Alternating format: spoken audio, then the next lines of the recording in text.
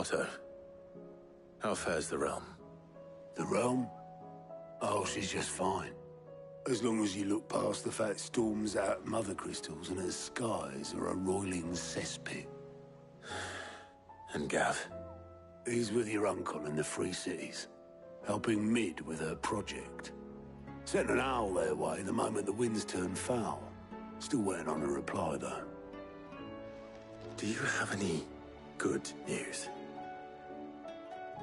Well, that depends on your definition of good. All right, fine. What do you suggest we do? Oh, no, I'm just a messenger. I leave the scheming to those more suited to the task. Could be that Lady Vivian and Old Tomes have their own thoughts on the current state of things.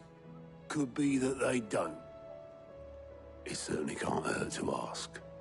I suppose not.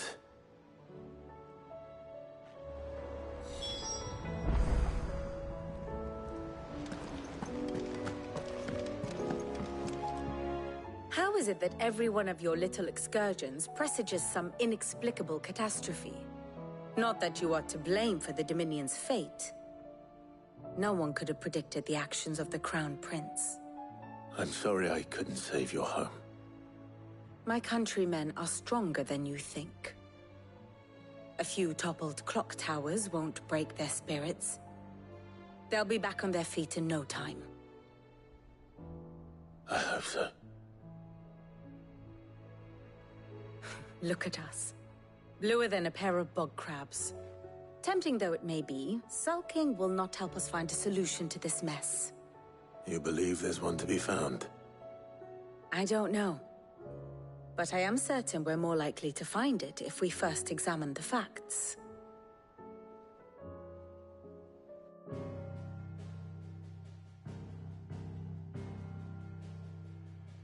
Beneath these darkened skies, fear and confusion reign over Valisthea. Oh, the lands around the fallen Mother Crystals had already begun to wilt for want of ether. But not like this. Crystals that filled wells and fueled furnaces. Now nothing but pretty shards of rock. And those that hang from the people's necks cast nary a glimmer of light to keep the dark at bay. It is only a matter of time before the common folk convince themselves that the end of days is upon us. Yet I fear a swift end is more than we can hope for. While most of the world thirsts for ether, the remainder drowns in it, spawning Akashic in droves. And amidst the hordes of mindless beasts, with magics as like to fail as function, even the strongest nation would falter.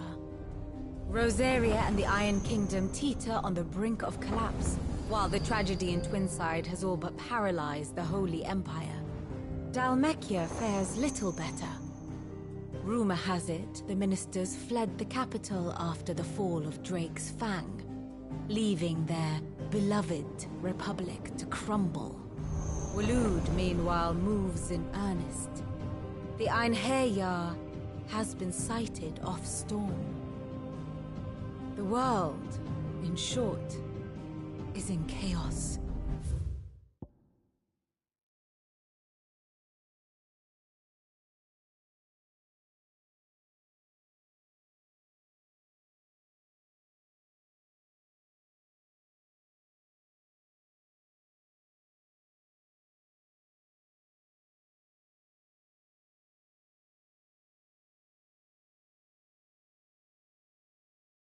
It would seem our civilization was nothing but a castle of sand, to be washed away at the whim of the waves.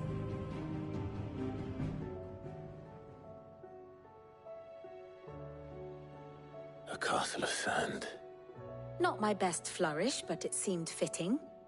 The reports I've received are considerably more blunt in their appraisal. Without the protection of their nations, it will fall to the people to defend themselves against those who would take what is theirs. Which is only ever going to end one way.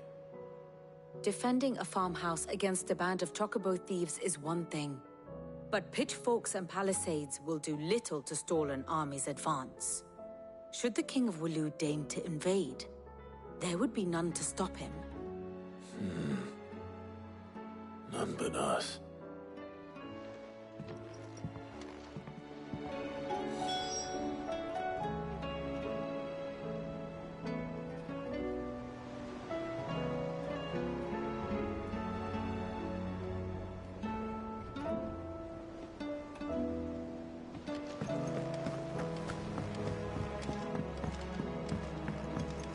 Did you see that?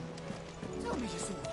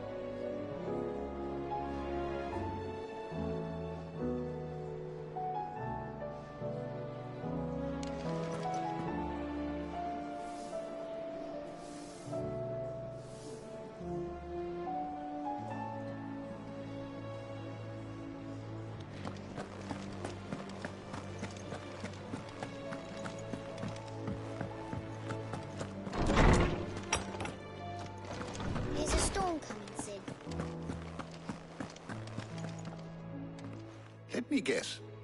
You're here about the skies. Is there anything you don't know, Lawsman? It doesn't take a court astrologer to augur the obvious. As for what has disturbed the heavens, that, I believe, is a question the Fallen might be better placed to answer than I. And on the 6th day did the gods tear the sun from the firmament, visiting darkness upon their prideful sons and daughters. But I dare say you remember your childhood lessons on the sins of Zemeckis only too well. You think they're connected? That Ultima was one of the gods responsible? Well, he has certainly exhibited powers that we mortals would associate with the divine. There is nothing divine about him. But he wouldn't be the first god of whom that could be said, now would he? Yet for all the fairy tales that tell of the sins, there is almost nothing in the way of actual historical accounts. Had I the Journal of Moss the Chronicler, I may have been able to tell you more, but alas, I fear all remaining copies have been lost to time. You will forgive me, I hope? Certainly not. Because there is nothing to forgive. Even without this journal, you've provided us ample wisdom. And we will always be grateful for it. Perhaps Otto will be more inclined to share his thoughts when he hears what the others had to say.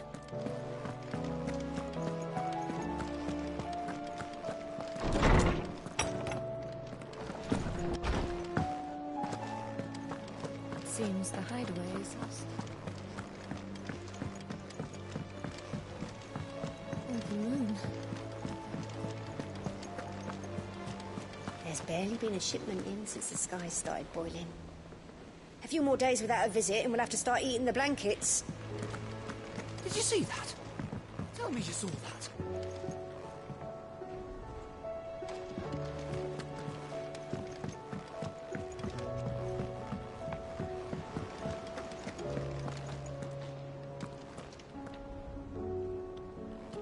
Clive, we have a problem. Only one. That would be a first. It would. Actually, there are 3. We had as many owls arrive while you were at the shelves. Martha's got a Kashik out her gates, and talk of monsters roaming the hills outside of Northreach has put the wind up Isabel and her lot. And don't forget Dalimil. Lubor says the village was raided by bandits. When it rains... It fucking pours. The curse breakers are spread thin, taking stock of the damage in the Dominion. And even if I could get word to all of them, I doubt they'd get here in time to make any real difference. Which means there's only 2 people who can. Jill and I. Let them know we're on our way.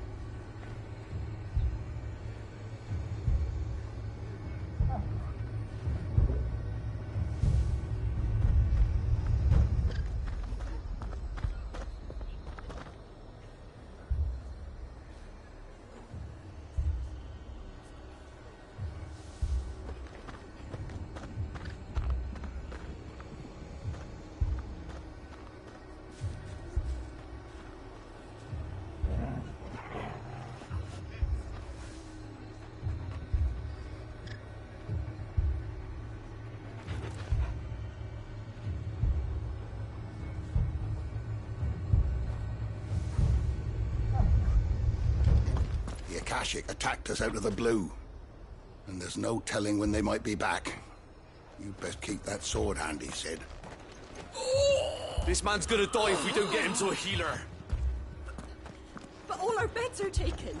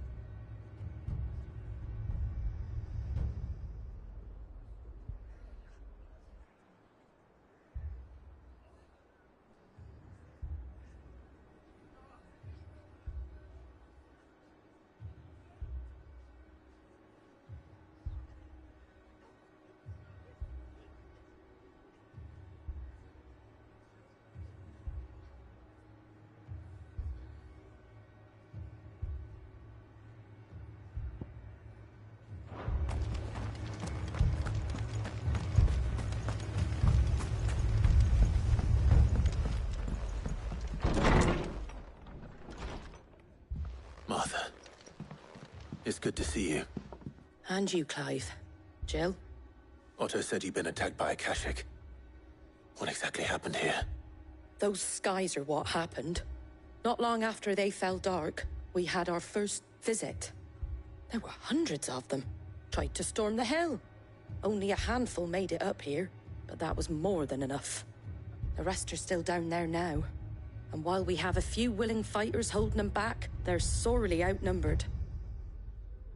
What do you think, Clive? That we join the fight? I thought you'd never offer. Now, where I need you is the Fallen Gate. That's where the fighting is fiercest. Let the men know you've come to help. Something tells me they'll be pleased to see you. We're on our way.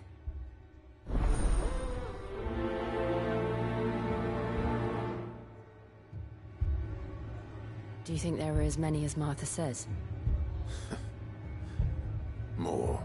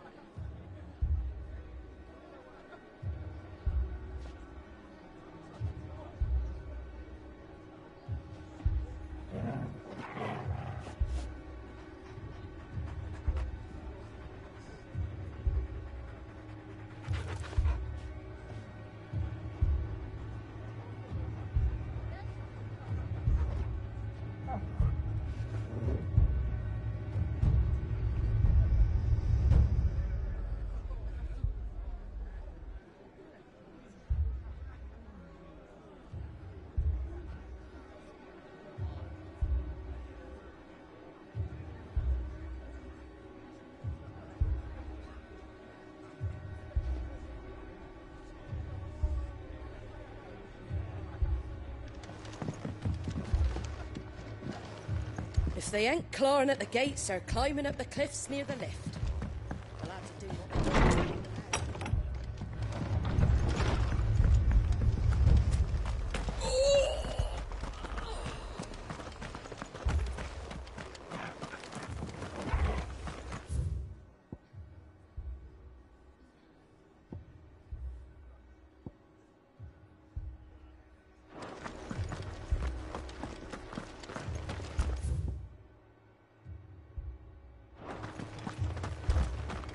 don't think they've abandoned us, do you?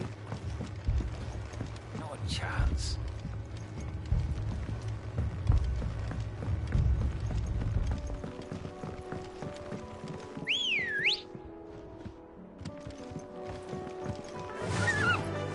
Fly, Ambrosia.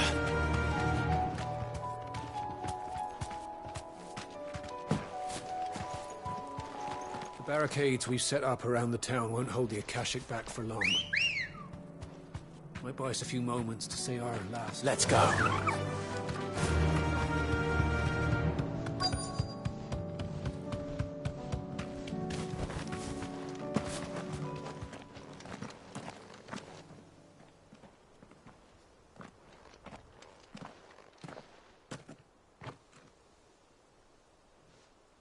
Clive, wounded.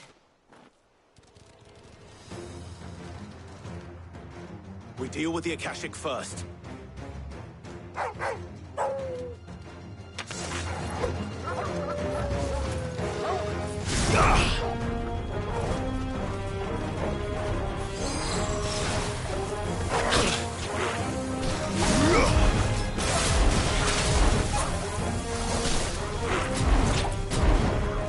Get him!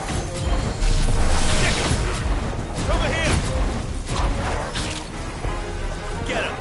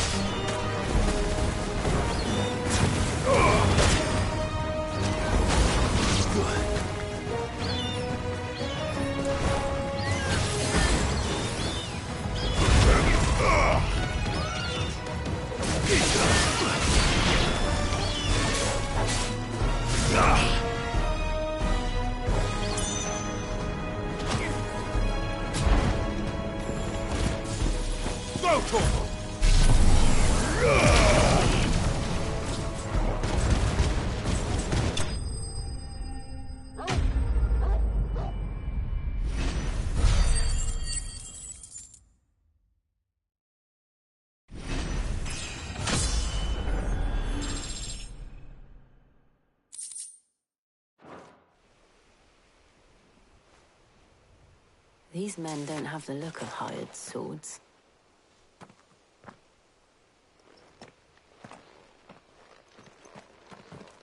If you've come to rob this place, You are mistaken, my Lord Rosfield. We're here by Madame Martha's leave. how do you know my name? Forgive me, my lord. There wasn't time for introductions. We're with the Guardians of the Flame. Wade's men? But how did you come to be here? Where is your commander? Sir Wade left earlier with a scouting party to find out where the Akashic were coming from. Did he? Take your wounded back to the inn. Martha will see you're looked after. We'll join you anon.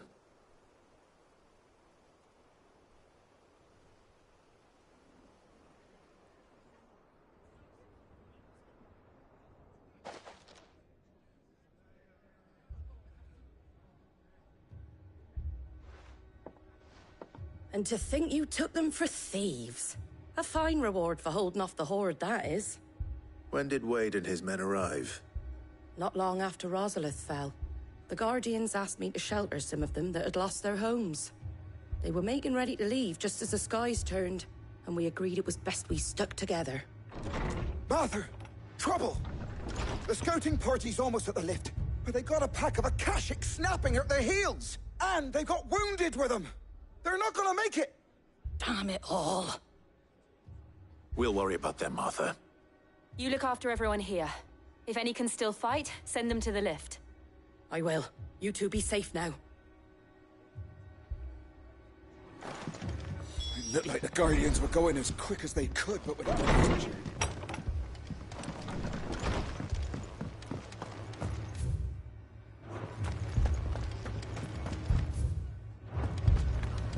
My brothers. Mad dogs.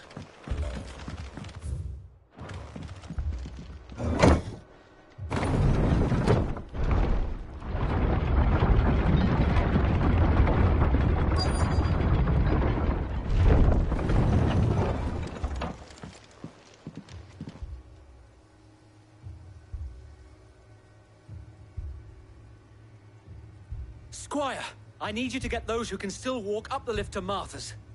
But what about... I didn't ask, Oscar. Sir. So Wade. Lord Rossfield. If you aren't a sight for sore eyes. Martha seemed to think you might need some help. And by the looks of it... We thought we could sneak by them. But we didn't know there would be so many. How could we have? Behind you!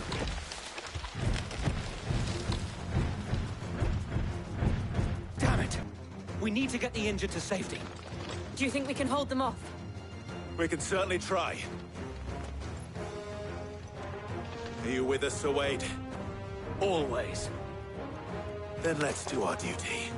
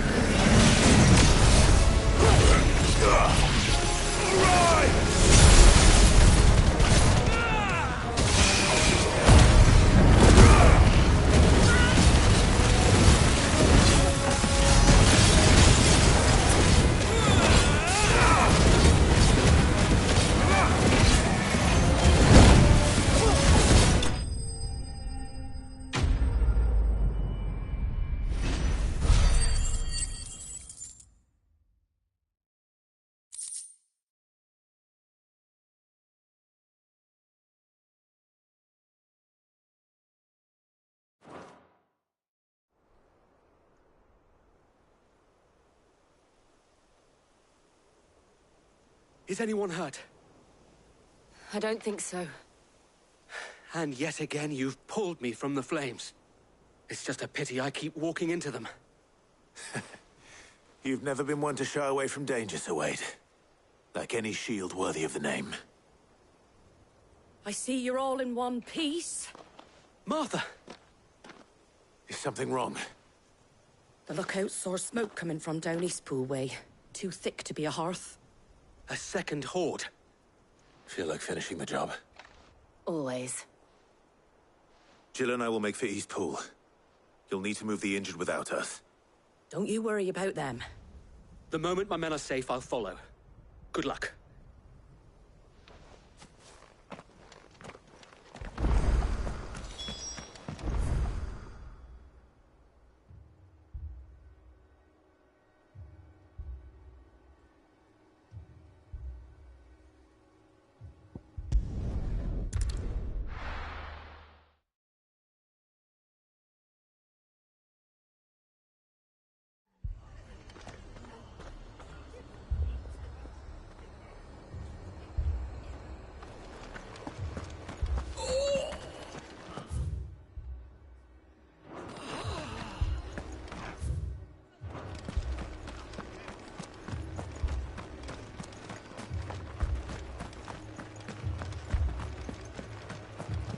Fiends try to climb the walls here, too. Can and get me back out there. Founder knows where you're gonna show them.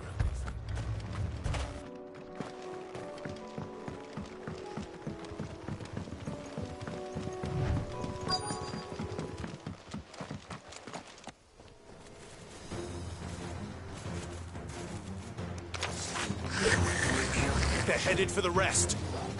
We have to slow them down. Martha and the others won't be ready.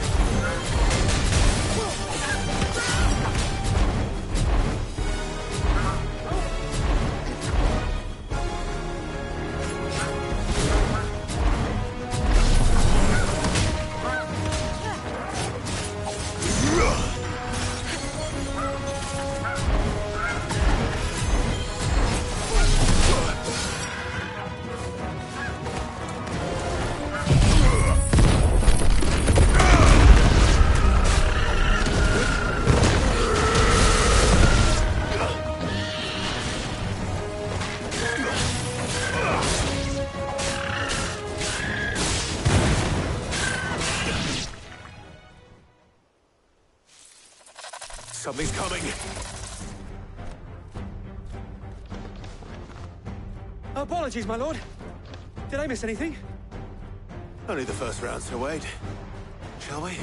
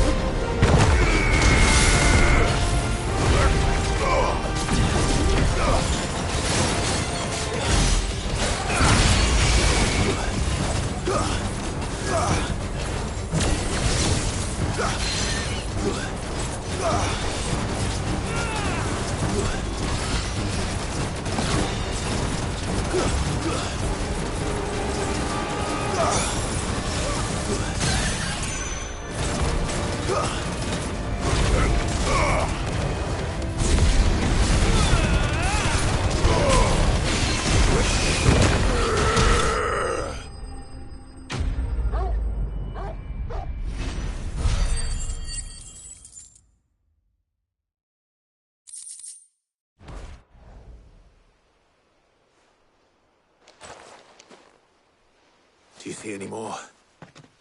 No. I think that was the last of them. But it won't be long before the next lot arrive.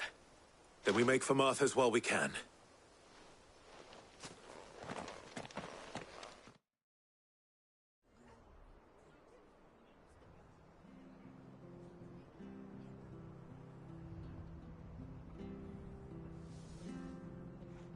What did you find out there? The same as Sir Wade. Scores of Akashic. Well, wherever they came from, they're gone now. Our lookouts say the lowlands are clear. Hopefully we'll have enough time to lick our wounds. How many of your men were injured? A damn sight less than if you hadn't turned up. Thank you. It was a hard-fought victory. But as long as the skies remain dark, I fear the Akashic's numbers are only going to rise. It's not a matter of if the Horde will be back, but when. And whether that's sooner or later, we'll need to be ready. The inn here affords a good view of the land, and is easily defendable. I'd like to make this one of our outposts. What do you say, Martha? You'd have more men to guard the rest. Well, when you put it like that, of course they can stay.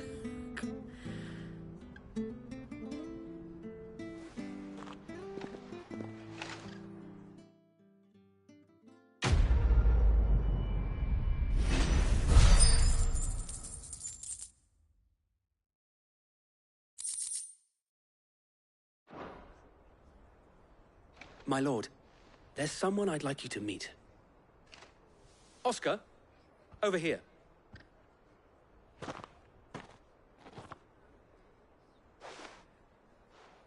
It is an honor to make your acquaintance, Lord Rossfield. I am Oscar. Oscar of House Murdoch. Murdoch? I wasn't aware the Lord Commander had children. Oh, he didn't. But his brother, my father, did. I am Sir Rodney's nephew. Well, go on, then. It's not for me to ask him. Yes, Sir Wade.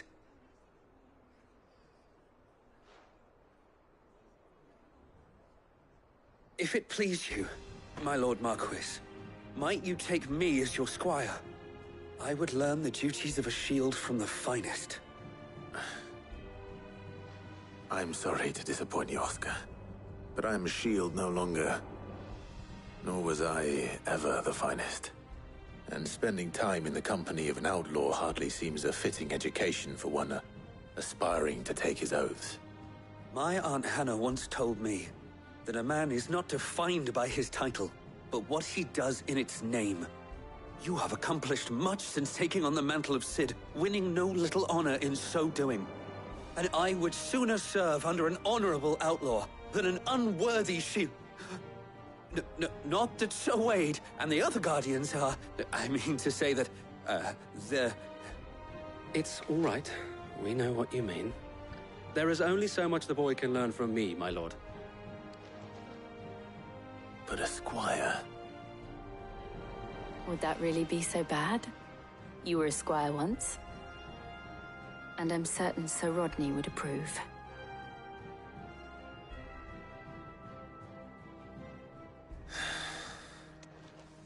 Know that I'll show you as much leniency as your uncle showed me. I would not have it any other way.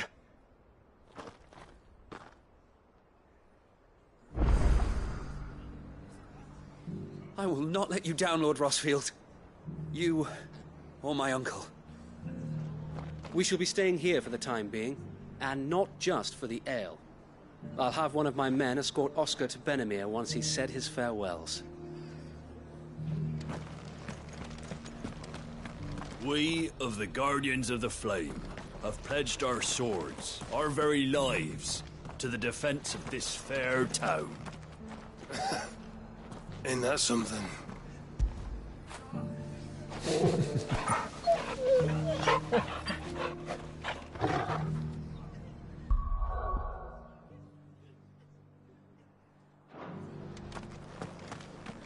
I will not let you down, Lord Rossfield.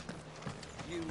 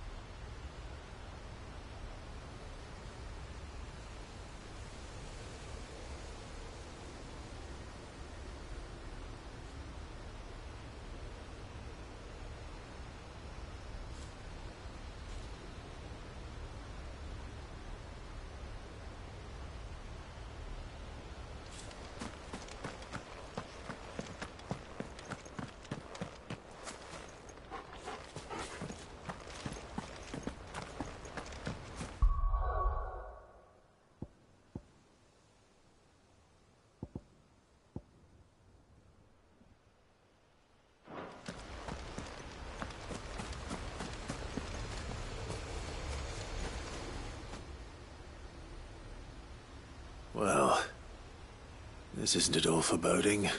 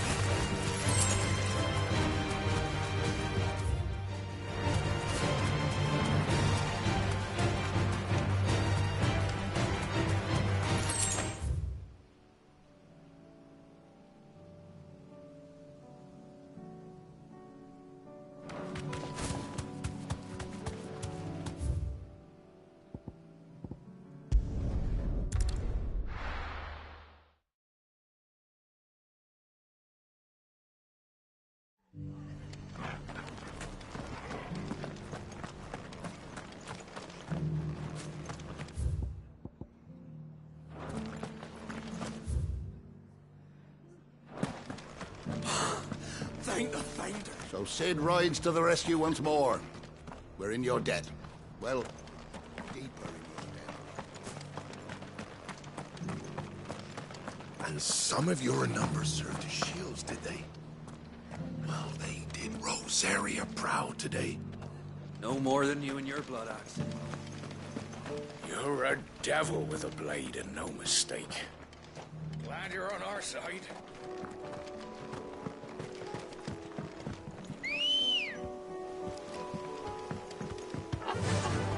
Fly, Ambrosia.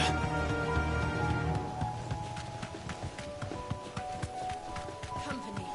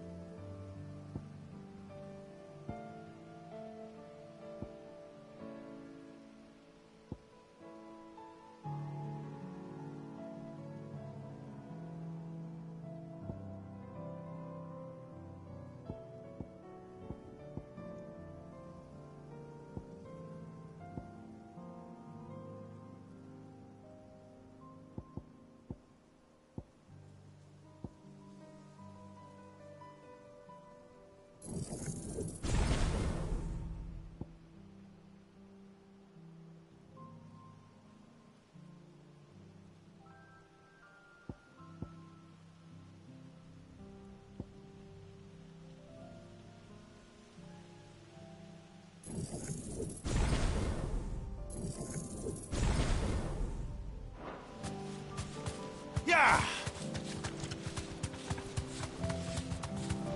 Well, it's certainly quiet. If I were a giant antelope, it would seem like just the place.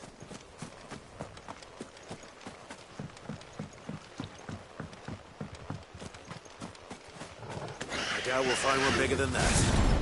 You hungry, Torgal?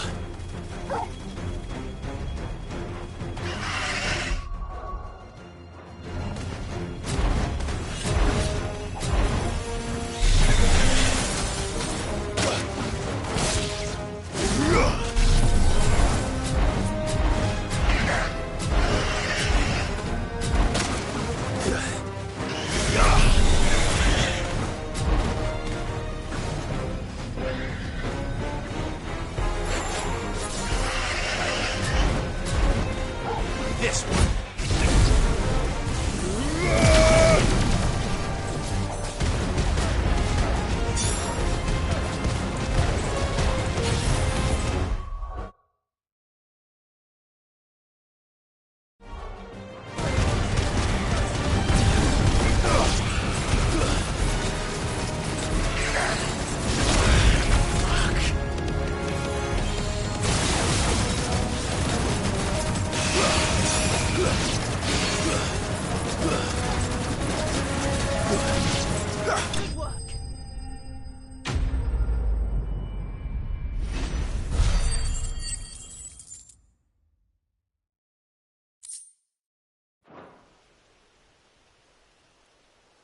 Now,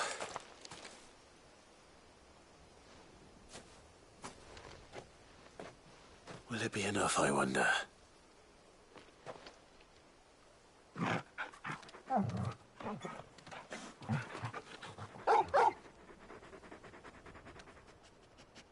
I say that answers my question, which means we owe the lawsmen our thanks. You're just a big puppy, aren't you? A very big puppy.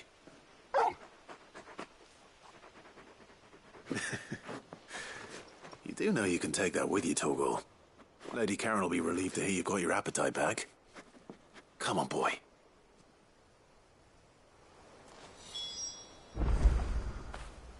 Get it, boy!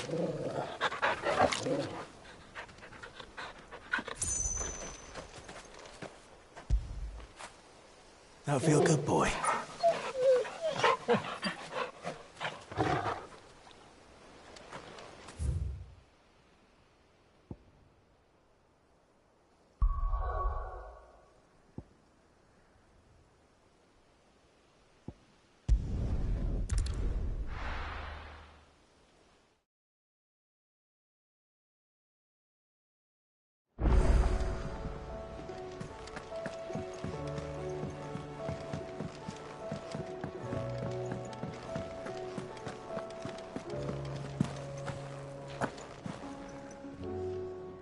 noticed you and Torgal had gone off somewhere. Take him for a walk, did you? You could say that.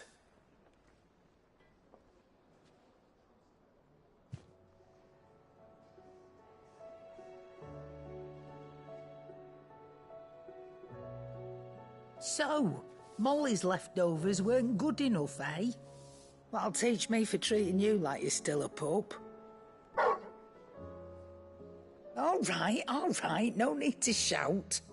Now we know what you're after, I can see about getting some in. Speaking of which, I brought one for later. Can I leave it with you?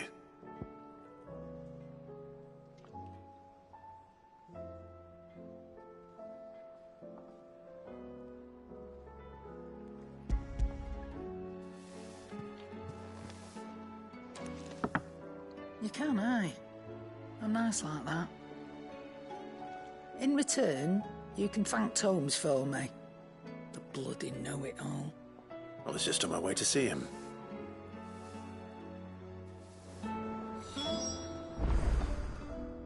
Still alive, are you? I don't know many fleshers who deal in cuts that size. Well, that doesn't mean I don't know some.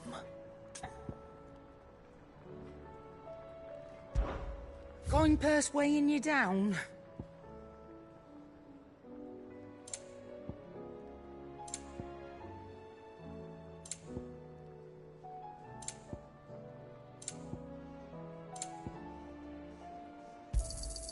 It'd better all be here.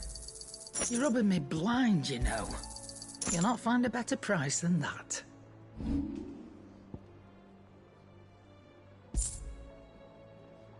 Come again. Or don't. I'm not much bothered either way. Trouble with your gear, or... What's that for you, dear?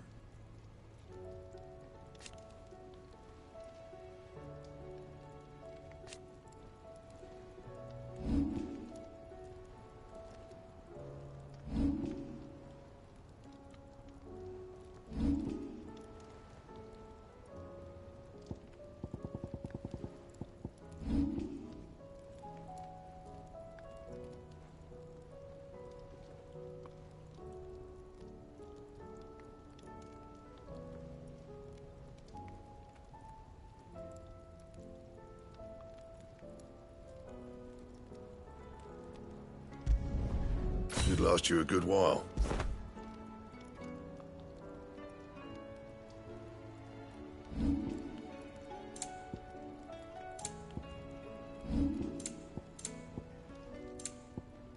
And?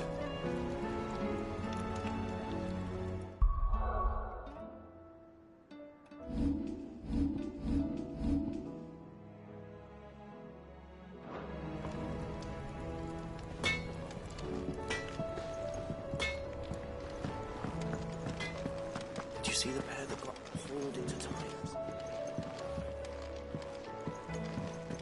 Welcome back, my lord. I only just arrived myself.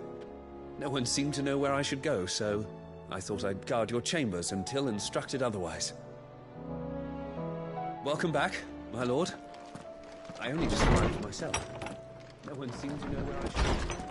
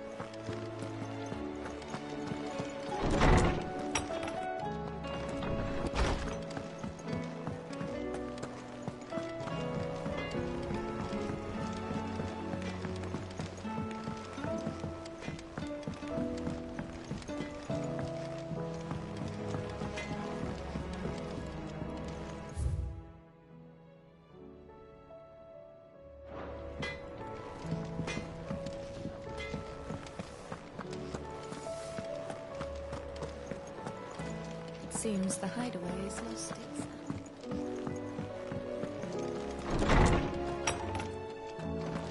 There's a storm coming, Sid. Ah, Clive. Were you able to locate your quarry? We were indeed, Lawsman. You pointed us in exactly the right direction. And Torgal's been a very happy hound ever since. Very good, very good. Lady Karen sends her thanks, by the way, for your part in solving the mystery. Ah. But that reminds me. After your last visit, I found myself pondering Torgal's talents. Do you recall our conversation concerning Lady Jill's role in Torgal's transformation? About how she somehow woke the power within him. Precisely that. A reasonable conclusion, I thought. But one which raised certain questions in my mind. You see, the Fenrir of legend served Shiva and Shiva alone.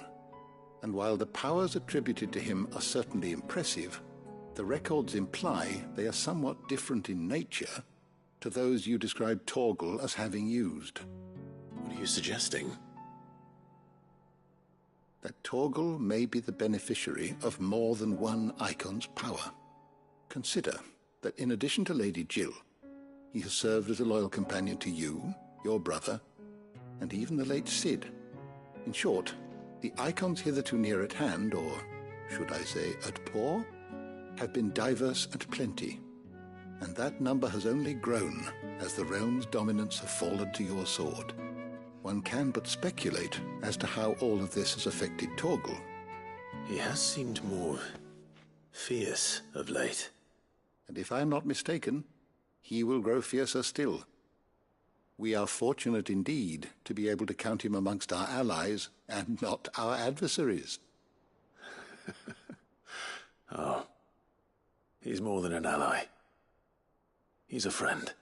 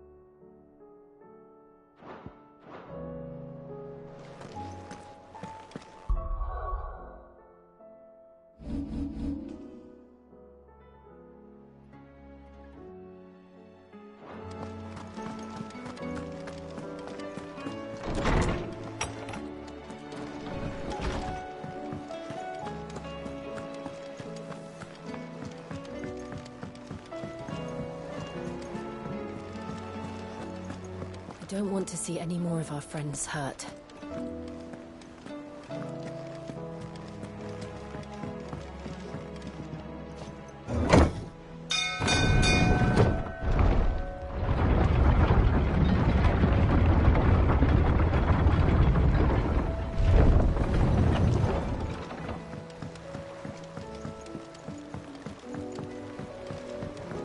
I'd say we were in for a storm.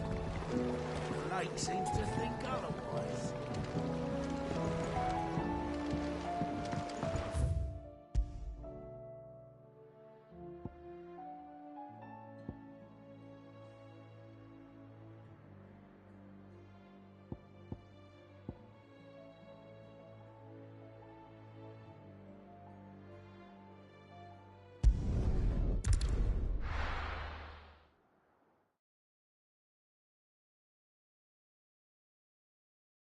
First we find Isabel.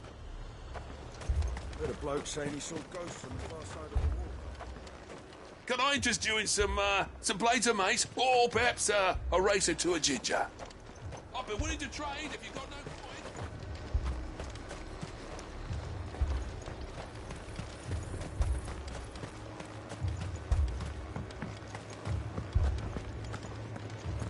coin. Times are hard. Your custom is most welcome, my lady. And you shall have it again tomorrow. The dame sent you to market, did she? I hope she handed you a fat purse. Stocks are low and prices high. I fear half the stalls won't last the season.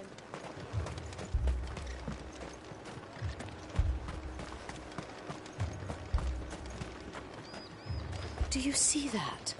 It's an absolute disgrace. No, 30.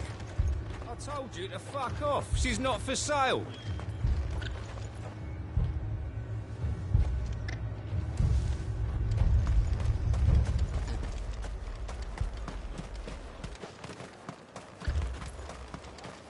Do you see that?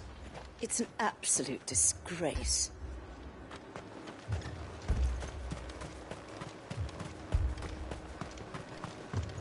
If there are ghosts in the Royal Meadows, then why isn't the garrison dealing with them?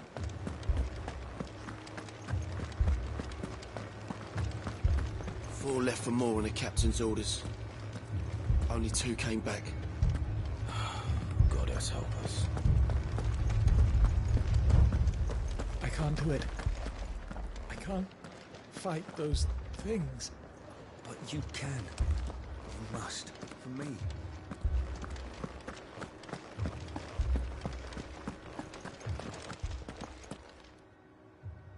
My lord. Milady. We received the dame's message. There have been sightings of strange creatures, I understand. With the blue eyes. Yes.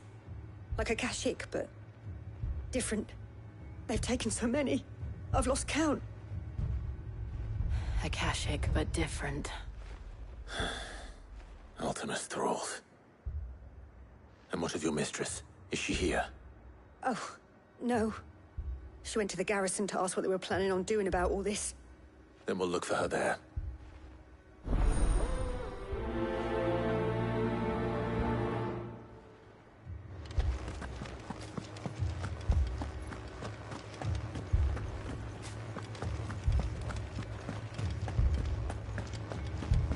We could leave.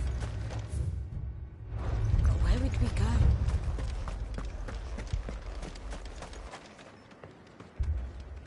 The 2 soldiers were kept.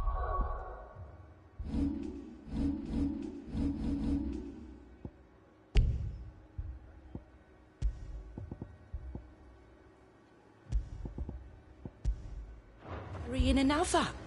He didn't have any legs.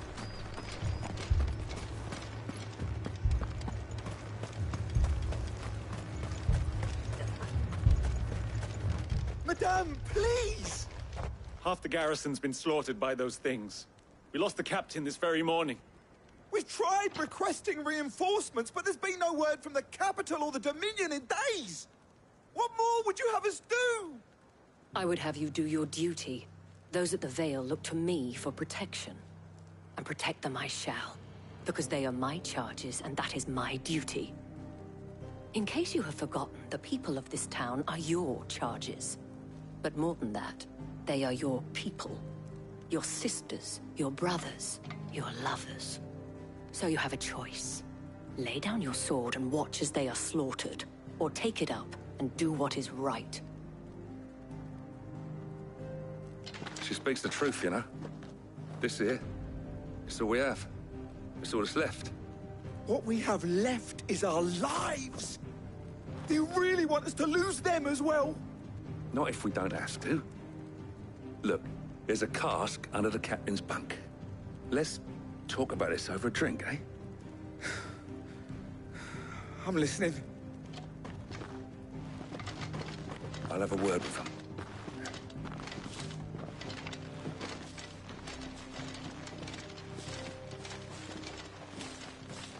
Ah, Clive. I didn't expect help to arrive so quickly. And sought to take matters into my own hands. It was a noble effort, but I thought you might still need some support. I'd like you to consider my needs. What we need to consider is where the creatures came from. The way the survivors speak of them, one would think they appeared out of thin air. And perhaps they did. It's hard to know what to believe these days. We'll talk to the survivors.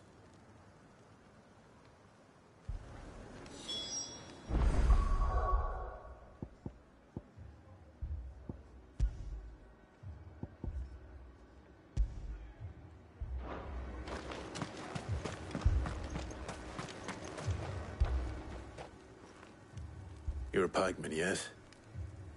What happened? I've got family in Moor. I heard the flood was spreading, so I went to see if they were all right. And a pack of them glowing things found me in the meadow. I ran for my life. I never did get to the village. Leave that to us. My family. They're still in the capital. It's all right. Give me your arm.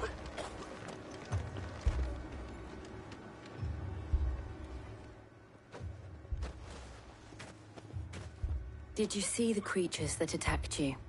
Creatures? Yeah, They came out of nowhere. They went for Joseph first, then me, and then they were just gone. Do you remember where you were? On the road from Oriflamme.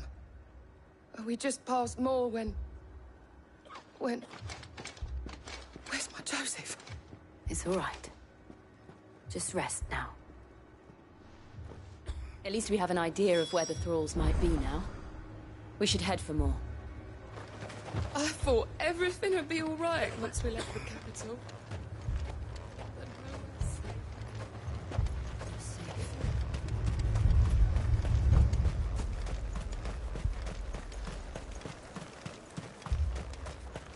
I assume you have a plan? We need to find out what we're facing. The captain lost his head because he never stopped to use it. If we reman the towers and fortify the walls, we might just stand a chance.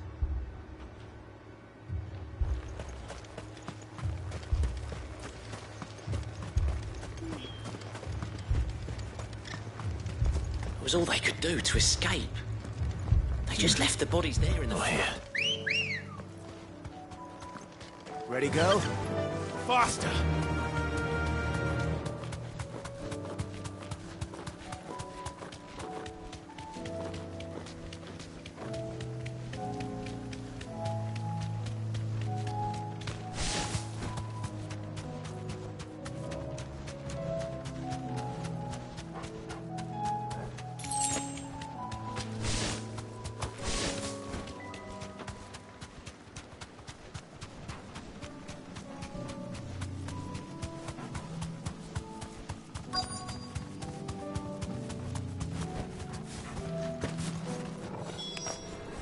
Clive, look.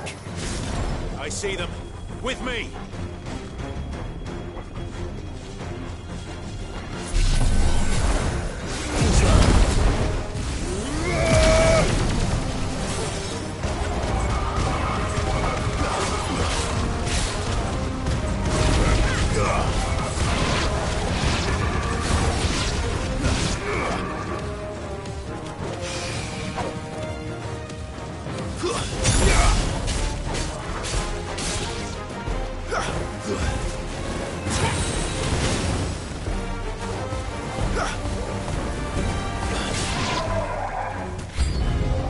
Should I prime? No. Save your strength.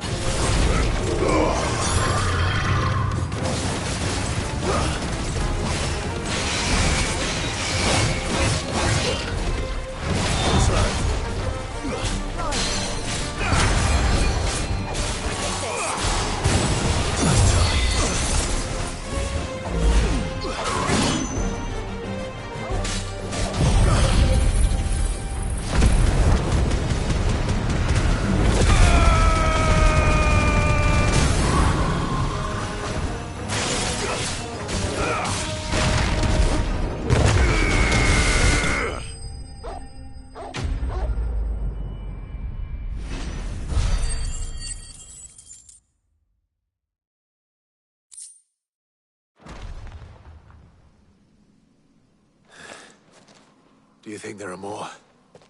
There are always more. But I'd say we've done what we can for the time being. Then we should let Isabel know.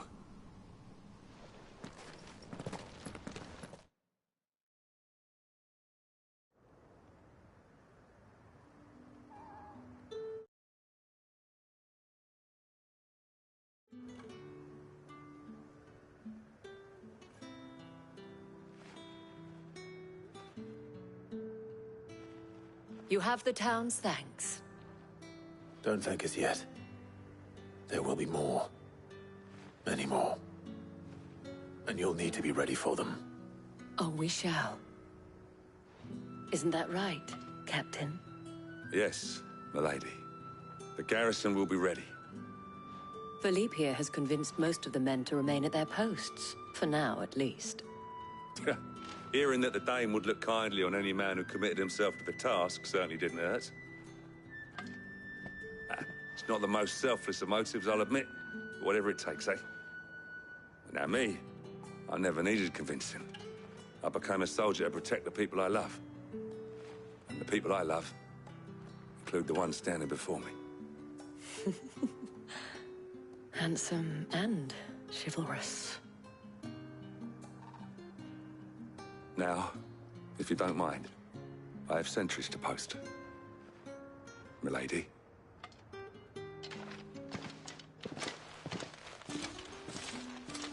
Lest you wonder, I'm not foolish enough to believe that this has solved all of my problems. But it has solved one, and that's one fewer than I had this morning. Thank you again, Clive.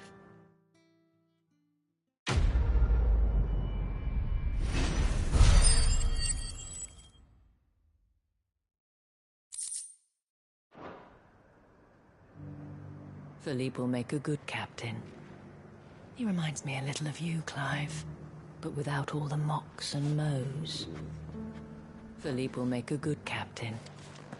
He reminds me a little of you, Clive, but without all the mocks.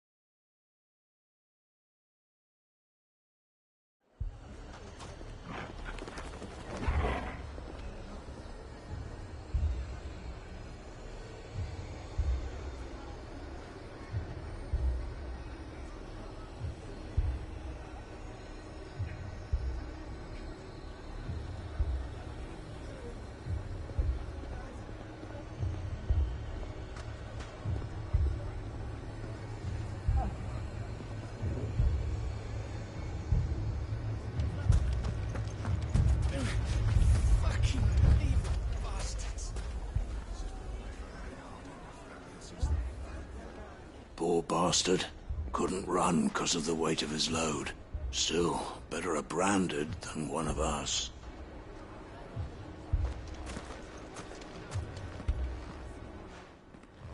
Sid! Your new companion appears much more formidable than your uncle. Should I be worried? You haven't been introduced. Jill. Clive has told me much about you. All lies, I'm sure. Your Stolas said that Dalimil has a bandit problem. Indeed. Although, you're a little late. They left with our food and guild days ago. Any idea where they went? The desert's a big place. Your guess is as good as mine. But the fact is, I have more immediate concerns. What did you say to me? What did you say? Ah, as if by magic. Let's just say we've yet to reach a consensus about how to solve Dalimil's little problem. And at this rate, it won't be the actions of the bandits which prove to be our undoing. It will be our own. I've tried reasoning with the dissenting parties, but even the Desert Hare has limits. Perhaps we could talk to them. What makes you think they'll listen to us? What makes you think they won't? She makes a fair point, Sid. And you won't have wasted much of your precious time if you fail. They're just across the courtyard.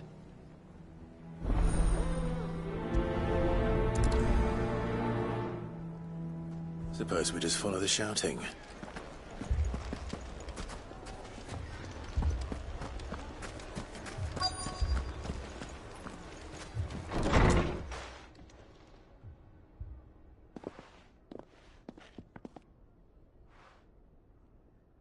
You wouldn't talk like that if it had been your men whose throats were slit. Blood for blood, it's the only way. We hire mercenaries and have them mount the bandits' heads on our walls as a lesson to the rest. And what happens when those mercenaries are slaughtered like your men? Are you going to hire more? We're better off using that coin to buy food and supplies. If we hire mercenaries, the only thing we're buying is the bandits' ire. And you cannot fill empty bellies with that. Do you hear me? But what happens when they come back? Maybe it'll be your throat that's slit. That's enough. Both of you. Any more of this and I'll throw you out myself. Come back when you're ready to talk like adults.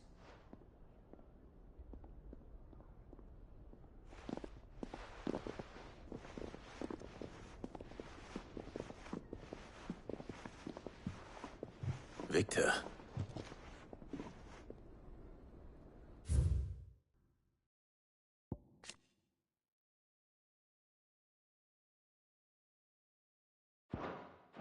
What's he doing here? Haven't we had enough fighting? I know I bloody well have. The next time those two go for each other's throats, I'm barring them both. Sid. And Lady Jill. What brings you here? I was about to ask you the same thing. Costness is in chaos, and the markets have all but ceased to operate. The Briar's Kiss here in Dalimil is the only place I can reliably obtain supplies. I was here to do just that when Master Lubor told me of his troubles. He thought I might be able to talk some sense into these fools. But if you're here, I suppose his patience must be waning. Who are those people? Those were the thorns in Lubor's side. And the reason this place might be headed the same way as Costness. It's these accursed skies. The darkness is enough to drive a man to madness. Or an entire city, for that matter. We're still working on the skies. But in the meantime, perhaps we can find a solution to Dalimil's problems. I hope so. For all our sakes.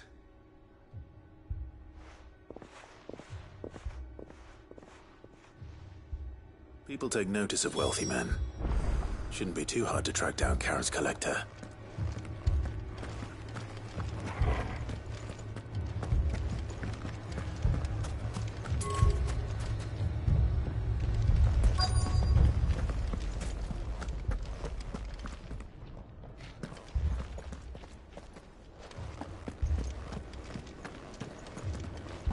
Welcome. If you're hoping for a bed, I'm afraid you'll have to look elsewhere. One of our wealthy patrons has purchased the use of every room, hoping to keep up.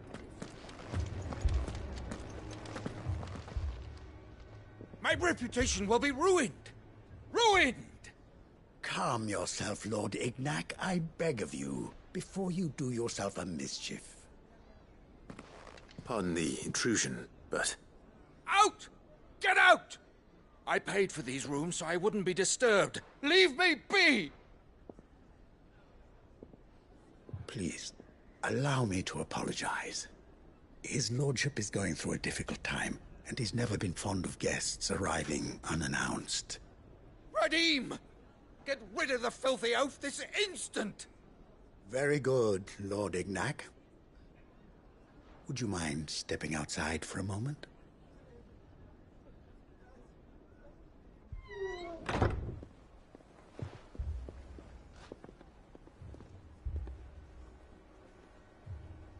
I'm sorry if I've caused you any trouble. That? Oh, no.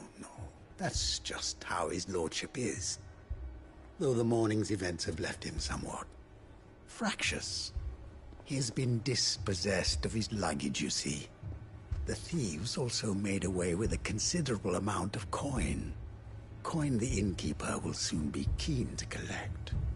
I don't suppose a certain blade was among the stolen items. A single-edged sword. It was purchased from a merchant friend of mine. Ah, you know Lady Karen. Yes, I'm afraid it was. Then I'll retrieve Lord Ignac's luggage. But I have one condition. You have but to state it. You are welcome to anything that is within my power to grant. I want an audience with Lord Ignac. A few minutes should be enough. Then I'll be on my way. A condition I would be a fool to refuse. Of course, you shall have your audience. I don't suppose you saw where the thieves went? I did not, no. Though some discreet inquiries made on his lordship's behalf mean that I know where you might find them. The bandit's bed. Every ill-gotten coin in Dalimil is said to pass through that disreputable corner of the Valcroy. And that's where I'm heading. I shall speak to Lord Ignac in your absence, and arrange for an audience upon your triumphant return. That will be very kind of you. Farewell, and best of luck.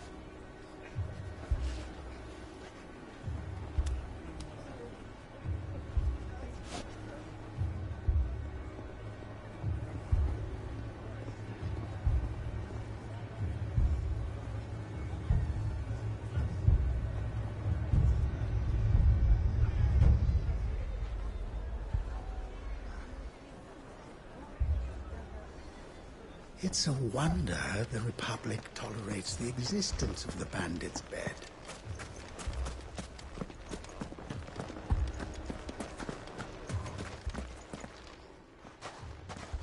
So, you see my predicament?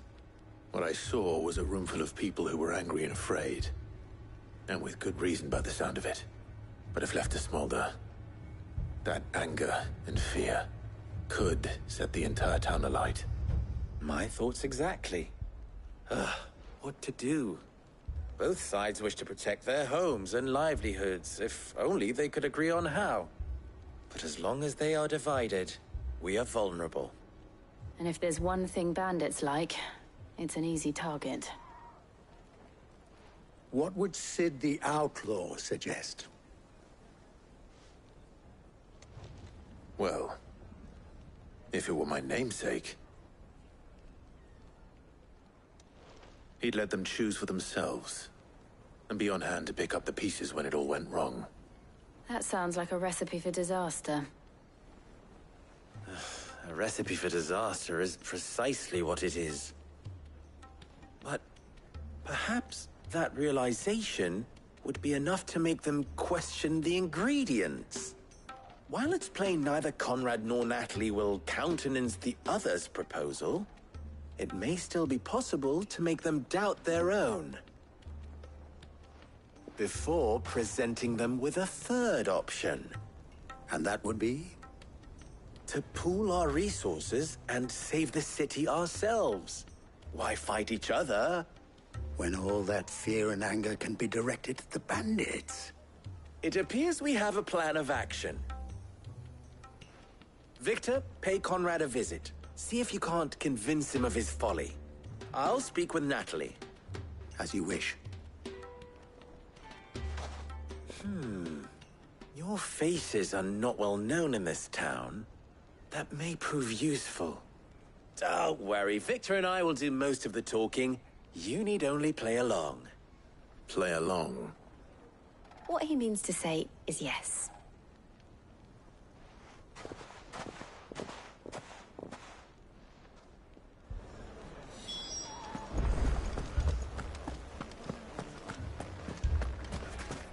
If you're wondering why Dalimil's in such a sorry state, you can blame the bandits.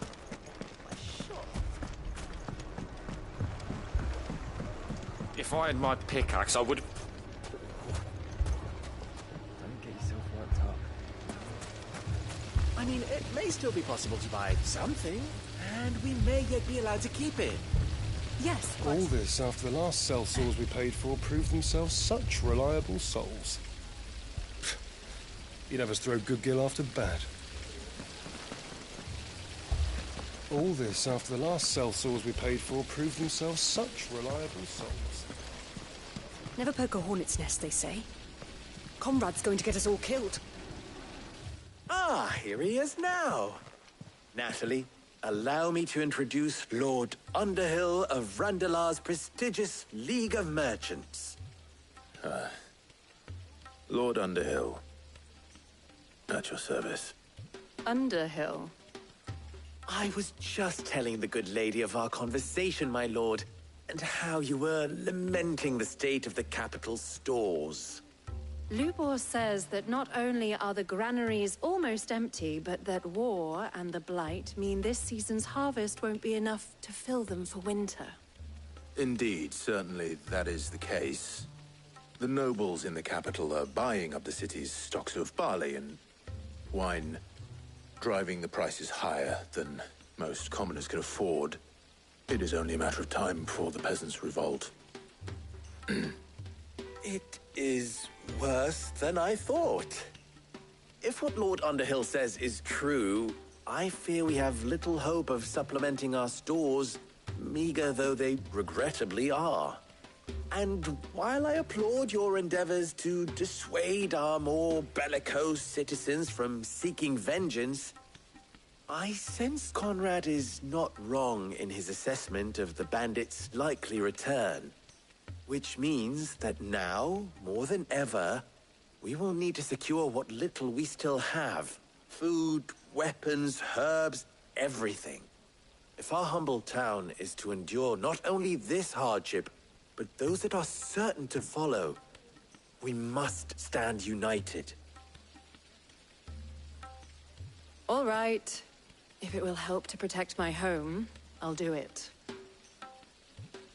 But you needn't have gone through this charade.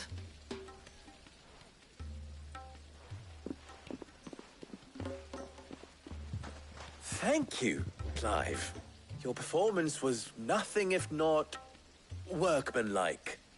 She saw right through it. I didn't say it was good, merely that it produced the desired effect. Now, my scouts should be returning shortly. Meet me back at the Briar's Kiss, and we shall see what we face.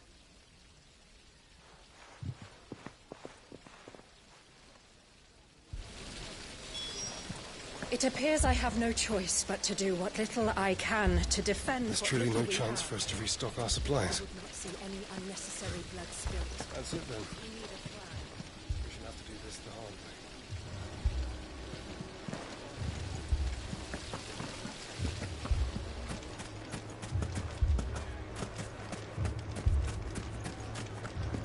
They're not done with us yet.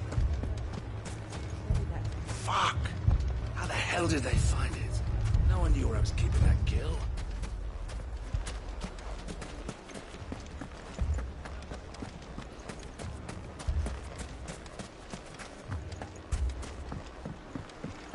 Mummy, I'm scared. Oh, I'm ruined. Picture it, Conrad. Your own city guard. You as captain. Me? Buying more supplies. I You don't might know as well about scatter that. seeds near a rat's nest. They're the problem, and only steel will solve it.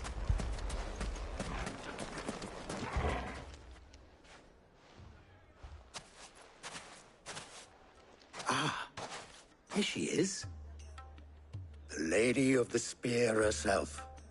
Conrad, may I introduce you to Jane, commander of the Red Wings, the oldest mercenary guild in the Free Cities. A pleasure, my lady. The pleasure is all mine. As I told you, I summoned the commander here from Canver to inquire about a contract. Victor says you told him no. That there aren't any men left to hire. Is that true? True as the crystals cracked. Nobles came and claimed every last one worth his salt. And not just from us Red Wings.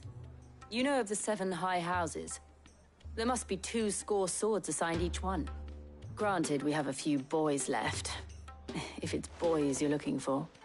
Well, Conrad, are you saying that Dalamil's finest cannot defend this town better than a gaggle of unblooded striplings? That a band of beardless youths could better avenge the deaths of your brave men than you yourselves? Absolutely not. We'll show those bastards who they're dealing with.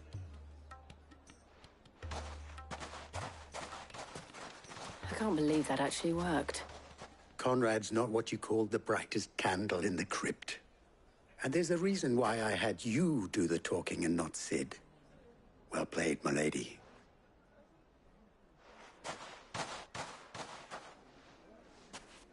I'm not convinced our roles in this ruse were entirely necessary.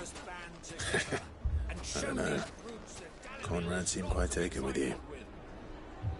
Next thing you know, Natalie'd be offering the bandits bed and board.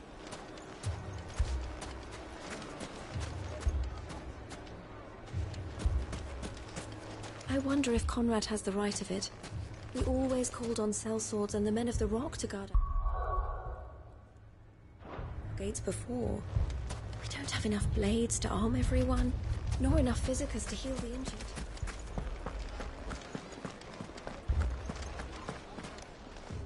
Good news, Sid. Both Conrad and Natalie have somewhat gracefully accepted their new roles. With time, they may even learn to. Time no longer appears to be the luxury it was before lunch. I take it your scouts found the bandits. Technically, it would be the bandits who found my scouts. It appears they march for Dalamil as we speak. All of them. You're not serious. They don't just want food, they want the whole damn town.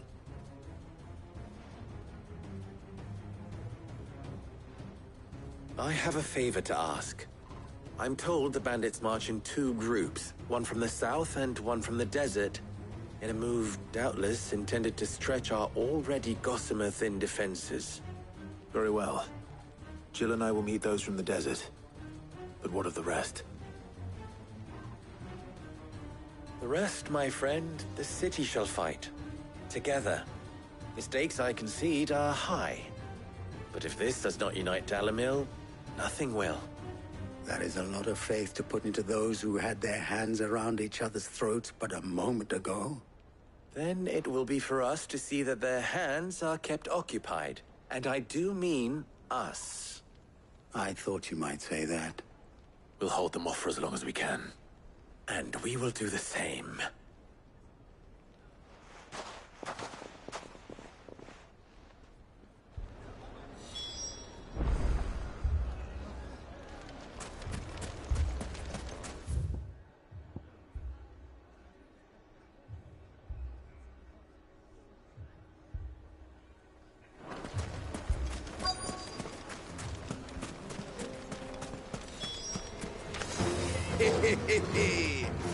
The women folk have come to welcome us. I'll take that one. These are all yours.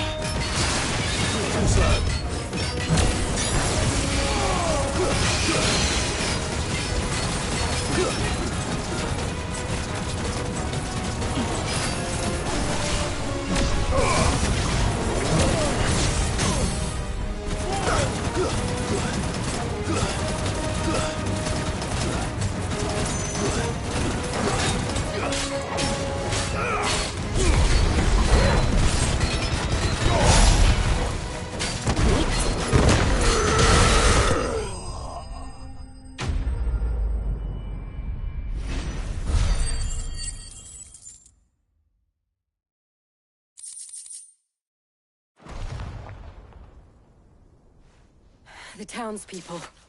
Could they have held out? I don't hear any fighting. What do you think?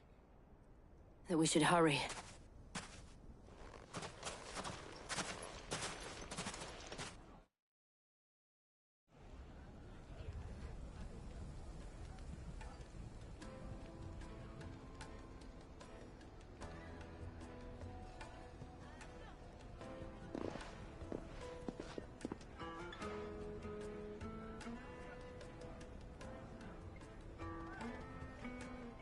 Natalie, I owe you an apology. You did well out there. The inn would have been lost had you not held the line. Without you, there would have been no line to hold. You saved us, Conrad. You saved Dalimil. We all saved Dalimil.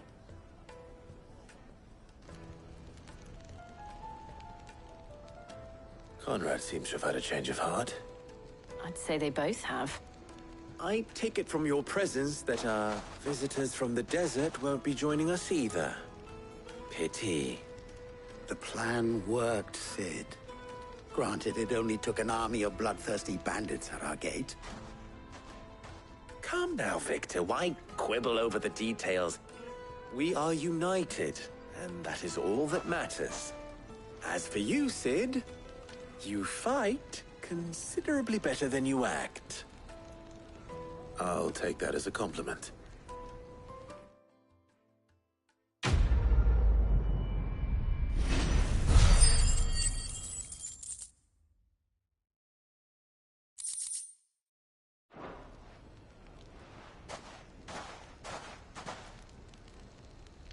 Our friends seem to have things under control.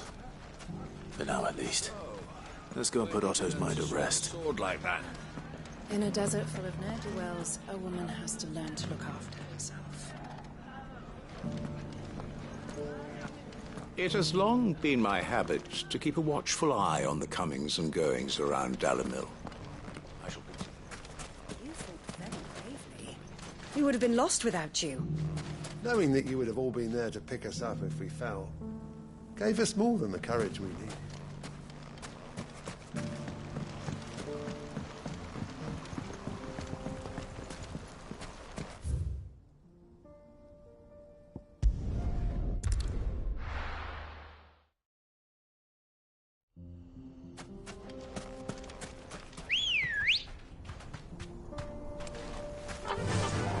Faster!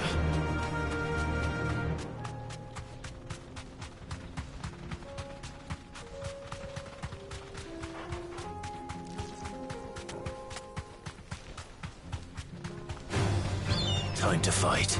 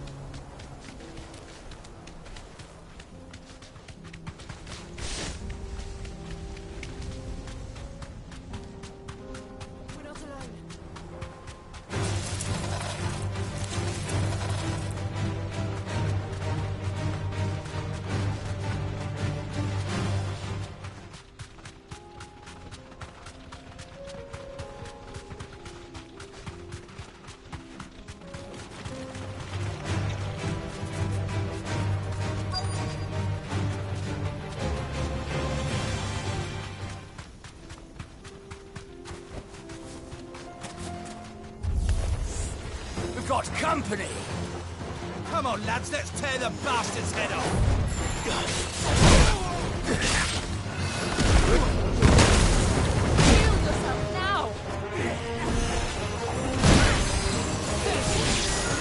I needed that.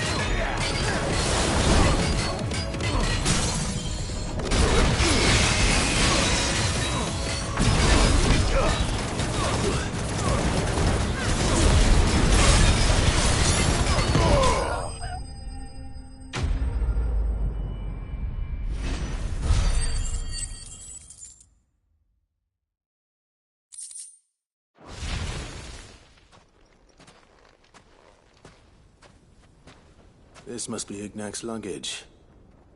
Nothing seems to be damaged. All right. Let's get it back to Dalamil.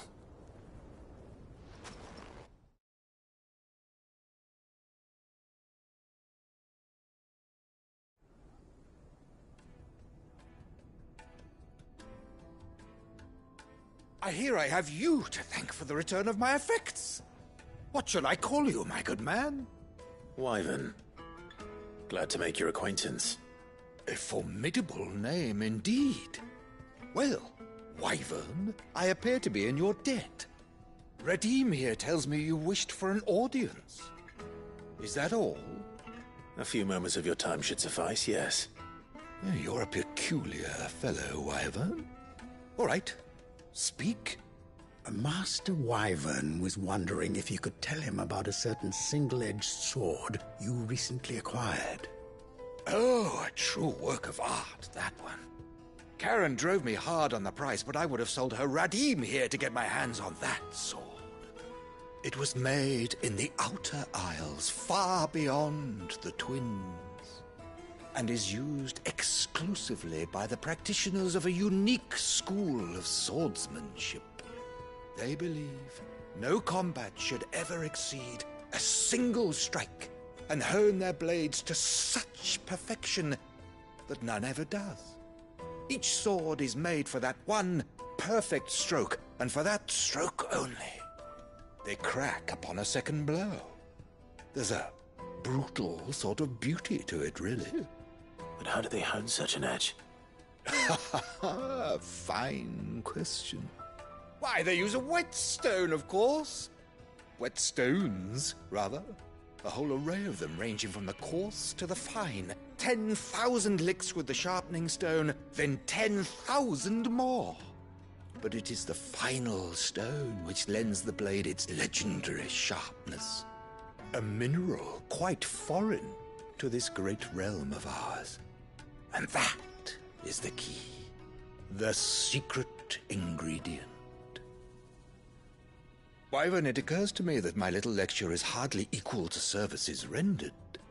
Take this, together with my regards. The very stone of which I spoke, far rarer among collectors than even the blade itself, and a far more fitting payment. Thank you. Pardon the intrusion, my lordship. However, it is long past time we prepared ourselves to depart. So it is. I am locked in bitter competition with a rival collector of curiosities. I am one step ahead of the unscrupulous scoundrel, but he is hard at my heels. Are there many other collectors out there?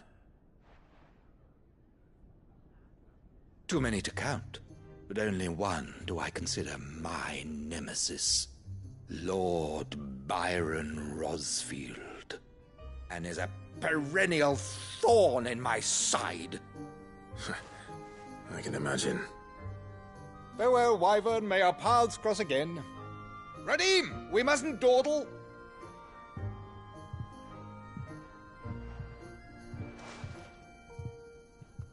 I think his lordship is rather taken with you, Master Wyvern. Thank you again for your assistance. Coming, my lordship.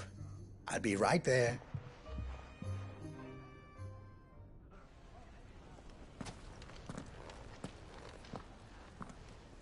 Trust Uncle Byron to find such an interesting rival. Now, let's see what Blackthorn makes of this whetstone, shall we? If all of us continue to work together in defending Dalamil, I foresee good things for this town.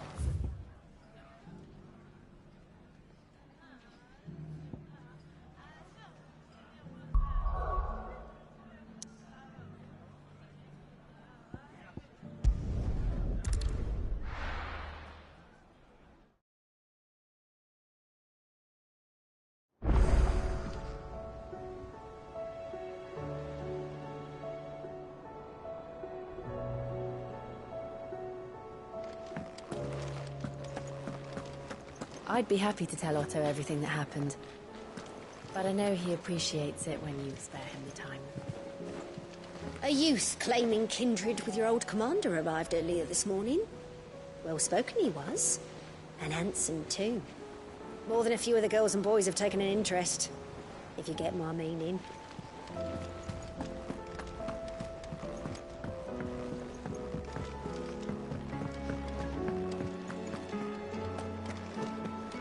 It seems the hideaway has lost its... Thanks for not leaving me in the Dominion. If you hadn't come back, I might still be stuck there. I told Nan... Welcome back, my lord. I only just arrived myself.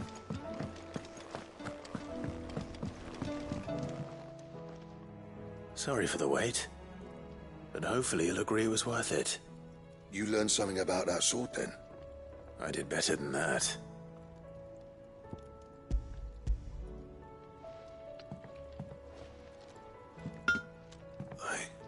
A whetstone?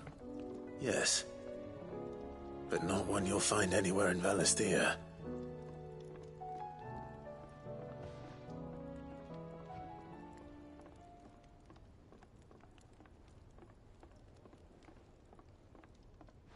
No wonder I couldn't get the same finish on the grinding wheel. One hit and all done, eh? Might not be so bad if all you ever fought were duels. Good luck on the battlefield. Your second opponent would be your last, no matter how good you were. Even so, is there some way it could be used to give the Cursebreakers an edge? I think so, yeah. With this whetstone and the right kind of steel, I could probably even make a twin of the blade to rattle me. But there'd be no replacing this little rock once I worn it down to a sliver. I reckon we get a dozen swords from it, if that. Swords that the Cursebreakers wouldn't know how to wield properly, and that would see them through a single fire piece. Nah, no point trying to copy that thing. Be about as much use as a wax anvil. But finishing our blades with a whetstone this fine, now that's something to consider. And what's finer than fallen masonry, eh? Or more hard-wearing, for that matter. Just imagine it. Good Valisthean steel with an edge as sharp as any found in the Outer Isles. I won't make a copy, nah. I'll make something much better. I'm sure the Cursebreakers will be delighted. Just don't push yourself too hard. Don't you worry about me, Sunshine. I've been working day and night since I was half your age, and I'll still be here when you're long gone. Hey, thanks, Clive. I mean it. I owe you one, August too. It's good to know someone's looking out for me. You'll be happy to hear you said that. And I'll see that my debt to you's paid. First new blade I make's got your name on it. You come and find me when you've got the materials. All right. I will.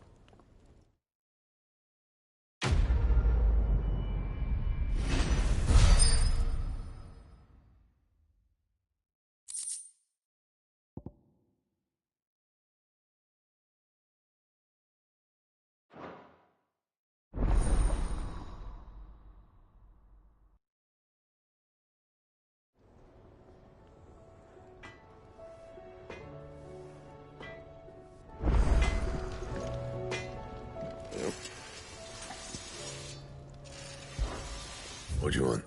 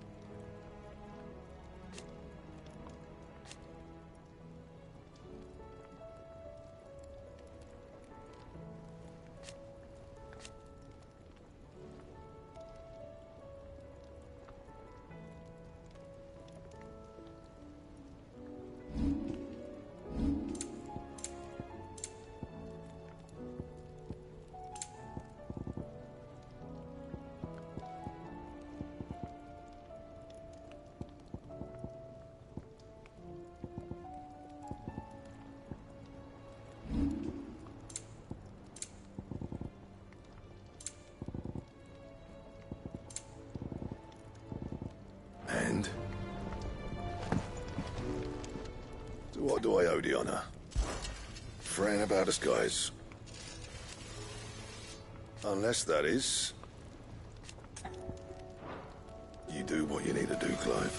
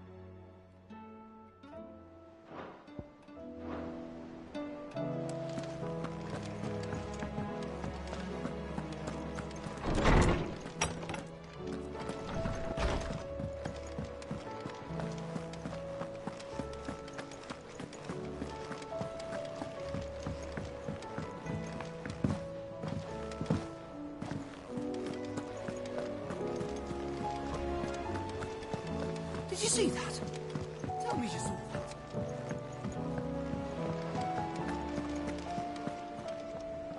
Was wondering when you turn up. Had owls from all our friends thanking you for your timely intervention.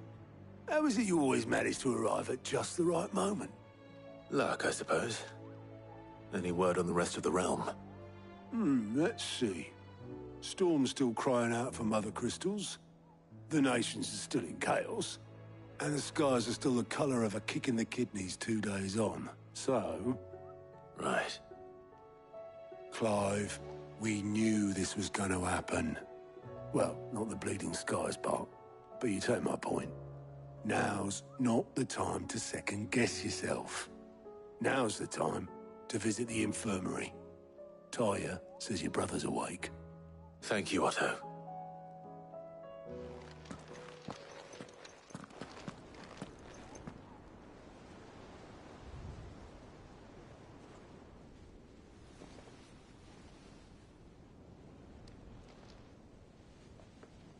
So it was not Sylvester, but Olivier who served as Ultima's puppet. And when Dion learned of this, he sought to slay the fiend.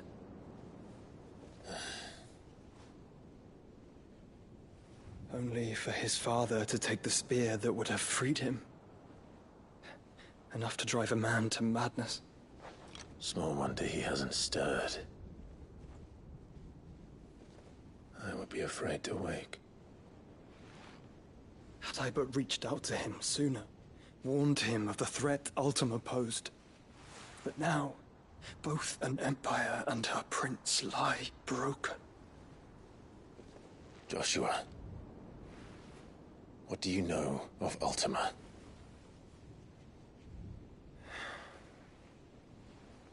Very little, I'm afraid. Despite my best efforts. 18 years ago, as I lay buried beneath the rubble of Phoenix Gate, 'twas not death who came for me, but another. And it was while in my rescuer's care, I first heard of Ultima. I've been chasing his shadow ever since. Ultima is driven by some deep, dark purpose, and for whatever reason, it would seem you are crucial to his designs. He will stop at nothing to have you, even if that means toppling an empire. But why me? What possible use could I be to such a creature? That is one of many answers that have eluded me. Yet, I am certain of this. It is not mere chance. You were chosen for a reason. All dominants carry within them the might of an icon. Nigh limitless power that is at once acutely limited. I wield fire, and only fire. And I only ice. 8 wardens for 8 elements. But you, Clive. You are different. You're special. Your abilities begin with the flames of Ifrit. But they do not end there. The fact Ifrit can even exist goes against everything we thought we knew of dominance. Perhaps Ultima has been waiting for one such as you, whose potential is truly limitless.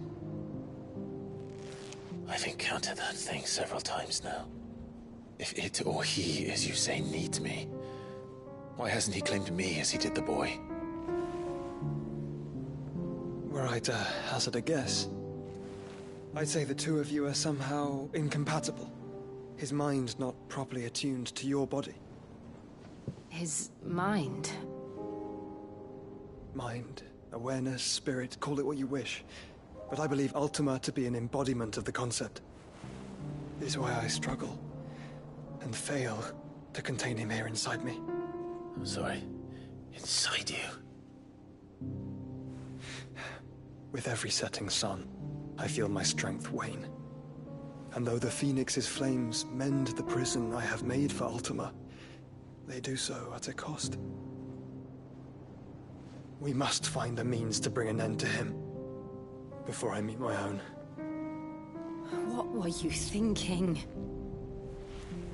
It was that or let him take Clive. And I've always had a soft spot for my brother. But that doesn't mean you should sacrifice yourself to save me.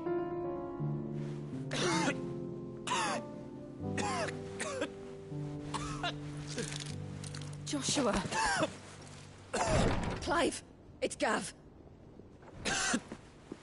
There's an army of Akashic at the gates of Canberra.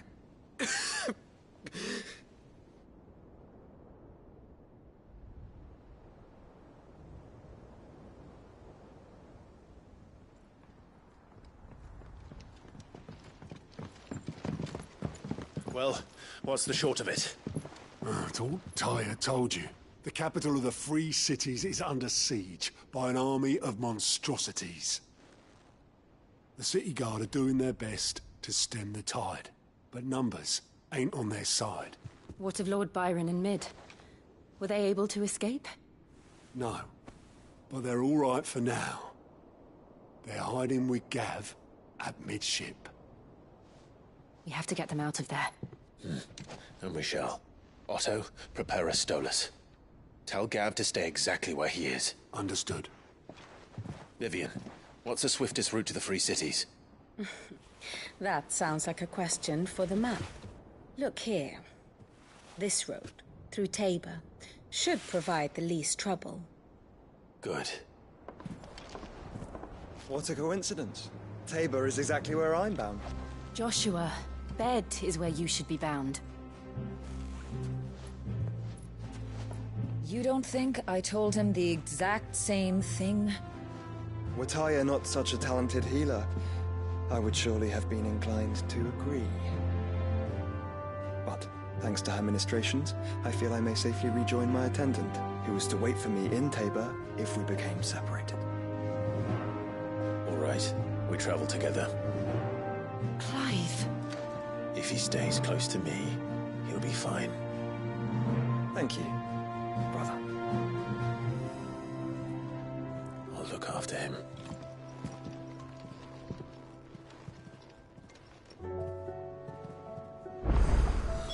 My attendant was with me in the Dominion before I primed.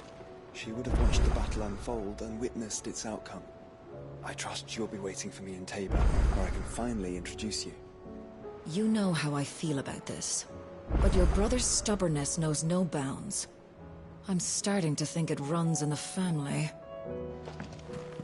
Tyre's right. Your brother is in no condition to travel. That's all I'll say on the matter. It's Mid, Gav, and your uncle we should be thinking about now. Do you like being struck by thunderbolts from on high? Then don't let anything happen to Mid.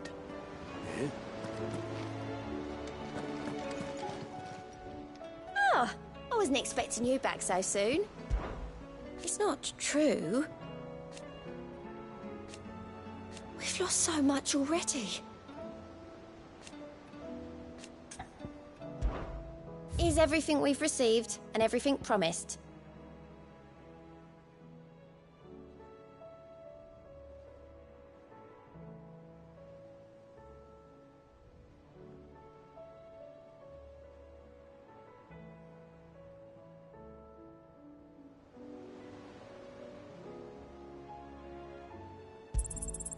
Here you are. All done? Clive! Quick look. Always something in there. Fancy a look at the list, do you? I don't mean to be gloomy.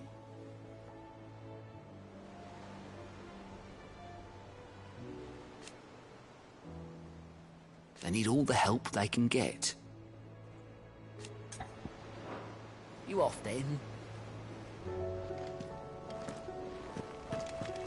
Cole told us everything that happened.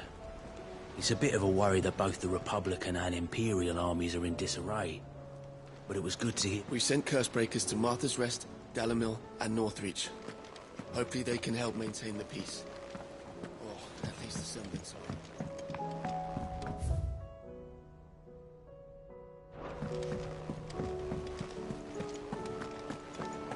There's barely been a shipment in since the skies started boiling.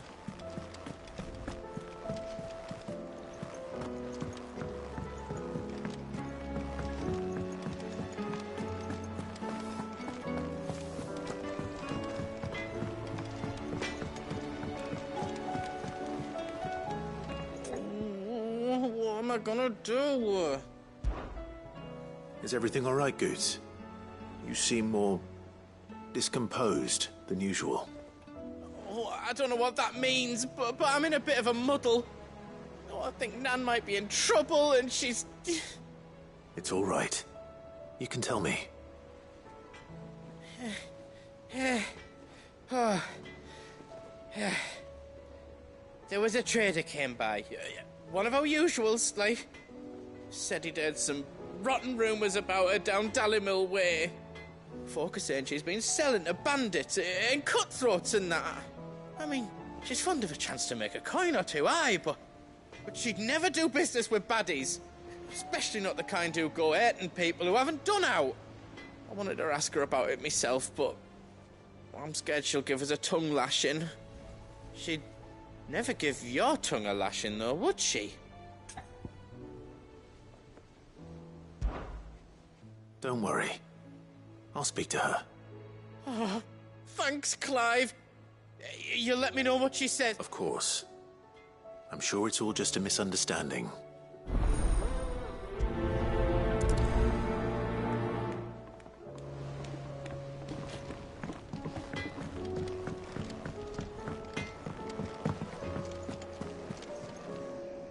Lady Karen. How's business? Not nearly as foul as the weather. You're doing good trade, then? Both in and out of the hideaway? Can't complain. Wait. What exactly are you getting at? Not once in 5 long years do you pay my affairs half a care, but here you are today, raking me over the coals like a bloody popoto? Just asking. Out of interest. All right. I'm here because I was told that certain rumors have been circulating. About you selling weapons to brigands. Oh, are you? And who was it who knows me so well as to tell tales of my evil exploits? I didn't exactly hear firsthand. All I know is that someone in Dalimil has been spreading word to that effect. And what? You believe it? You think I'm profiting off the blood of innocents, do you? Look, I've done things I'm not proud of. Might be there were a time when I turned a blind eye to the wretchedness of the world so I could line my pocket. But that woman is no more. And you'd know that if you'd ever paid the slightest bit of notice. You're right, Lady Karen. I apologize. It was wrong of me to doubt you. No, it was. Now, I reckon you've got better things to do than pointing your do-gooding finger at a poor old woman. Of course. Good day.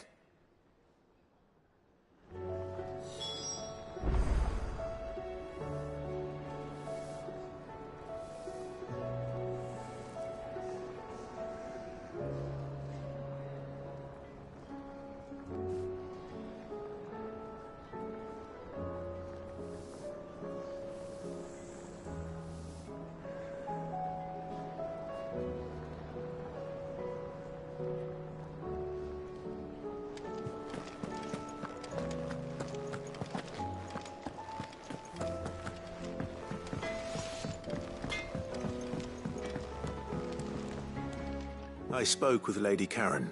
What did she say? That the rumors were unfounded, and that I was a fool for thinking they might hold any truth, along with some other things that made her feelings clear. And while it sounds like she may have done things she regretted in her past, she says those days are behind her.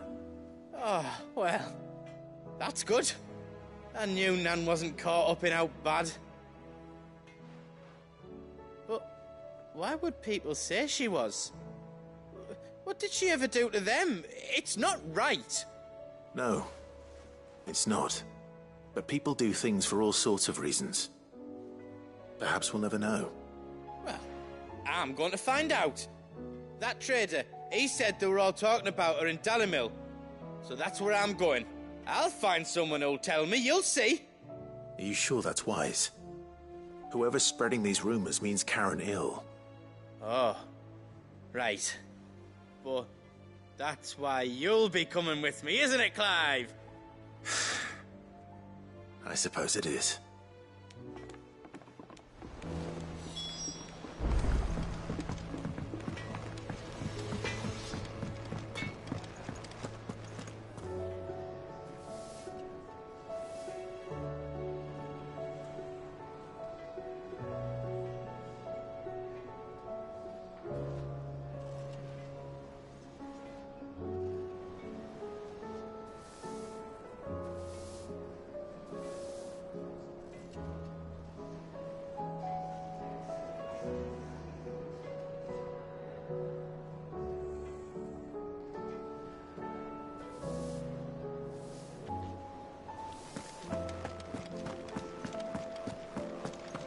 Seems the hideaways.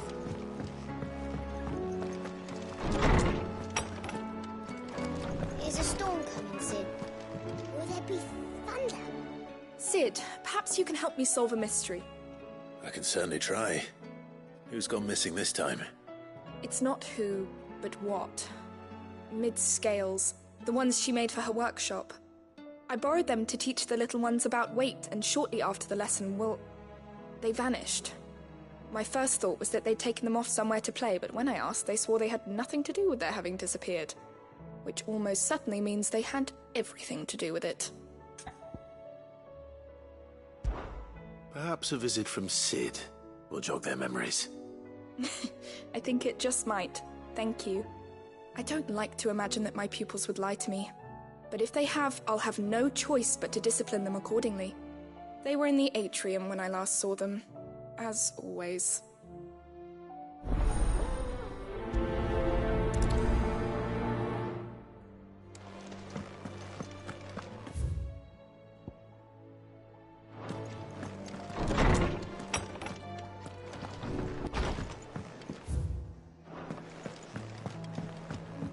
Oh, that blasted...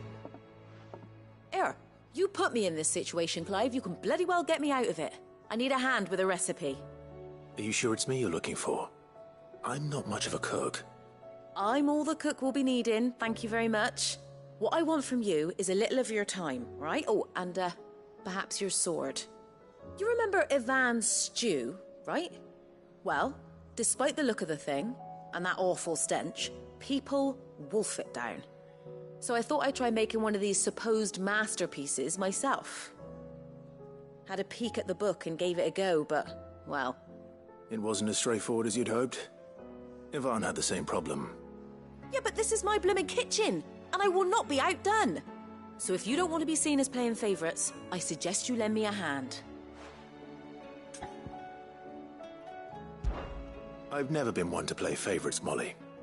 And I would be only too happy to lend you a hand. So, what's on the menu this time? A fried mortress of skyworm. That's one heck of a name, innit? Recipe seemed easy enough to an old hand like myself. Thought I'd followed it to a T. Only, turns out skyworm livers and drake's mint are not what I thought they were. At least I hope they're not, given the rancid mess they made. Yvonne said the recipes in the culinary pilgrimage date back centuries. Who's to say the ingredients even exist anymore? Well, that's a question for a scholar, wouldn't you say? Perhaps you know of one? Kindly old fella who haunts the shelves, maybe? Fine. I'll go and speak to Harpocrates. Perhaps he'll know something. And if he does, I'll see if I can find your ingredients for you. You do that. Lest we forget, you've got a reputation to uphold.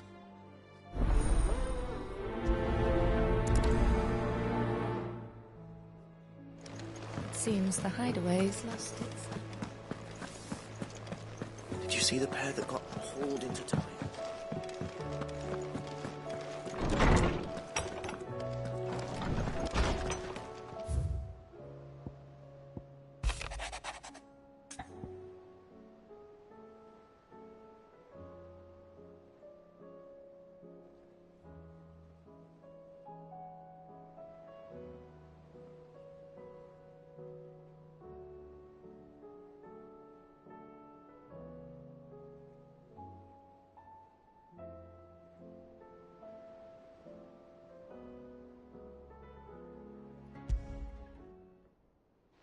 Rutherford. Wasn't that the name of my uncle's manservant? Why would he be at Martha's Rest?